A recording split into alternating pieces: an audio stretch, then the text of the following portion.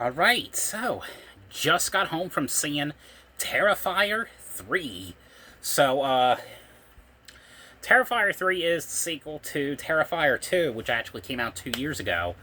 So, Terrifier 3 is basically a Christmas horror slash movie. So, of course, the first two movies, they took place around Halloween. This one, this time, is taking place around Christmas time. Which, it would have been cool if this movie came out around Christmas time. That would have been a little bit cooler. But that's just my opinion. So basically, um, basically stars, the girl, I can't remember her name, the character of Sienna. I can't remember her real name, but she's back in the movie. She was the girl that was in the second movie who was fighting against Art the Clown, and her brother's back. And basically, her brother is like at college. So basically, this is like after, of course, the events of Terrifier 2. The Sienna character, basically, she's like still traumatized over the events of part 2. She's like going in and out of like mental hospitals, and she's staying with her cousin, along with her uncle and aunt. It's basically her trying to get over the Art the Clown character, and of course, Art the Clown, and meanwhile, was like, taking people out along the way in the town. And I gotta say, though, the kills in this movie, they were, I have to say, especially for this one, especially, they were like, they went for it when it comes to the gore scenes. The second one, the first two were pretty gory. The second one especially, they went for the gore. This one even went for the gore as well. And I don't want to ruin, the kills in this movie, but there was, some pretty damn good gory scenes in this movie, in my opinion. So I actually went and saw this with my coworker. Of course, he's never even seen the first two Terrifiers. Hopefully he's watching them now, if you're seeing this video, my man. But the first two Terrifiers, they're really cool movies to watch. This one, especially, was really cool. It's kind of funny, too, because when you watch this movie and some of the stuff that they do in this movie, because, of course, the fact that it takes place around, Christmas time, you're kind of, wondering, how in the world did they get away with that, with some of the stuff they did? Because when you look back at, the original Silent Night Deadly Night, for example,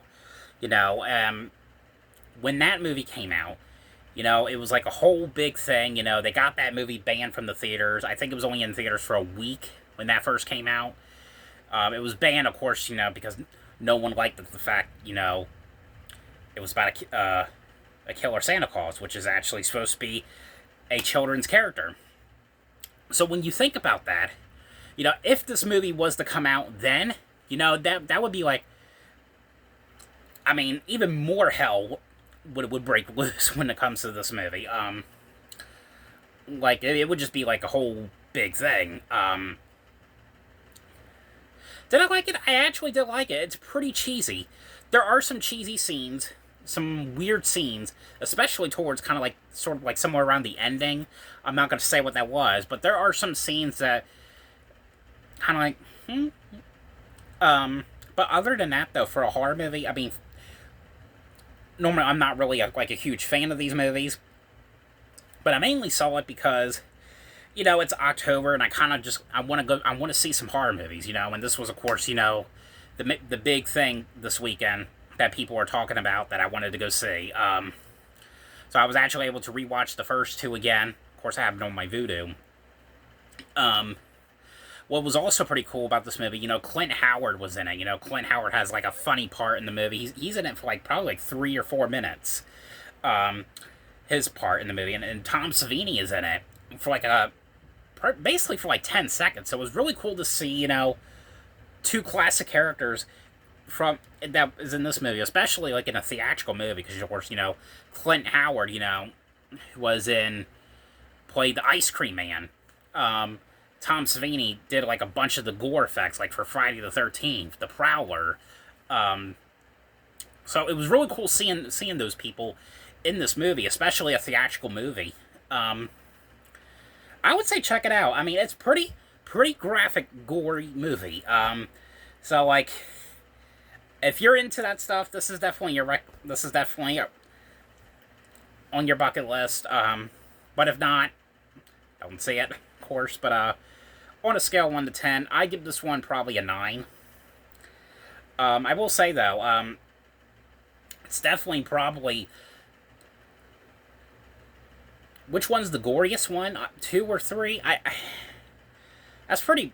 That's a pretty tough question because they're both pretty gory. I mean, the first one's gory too, but like the first one was kind of like a low budget. So, but the sequels, they're just more. They have more of a budget. They have a more of a mainstream kind of like budget. You can tell. But I hope you guys enjoyed this video. Thanks for watching, and I'll see you guys later. Bye.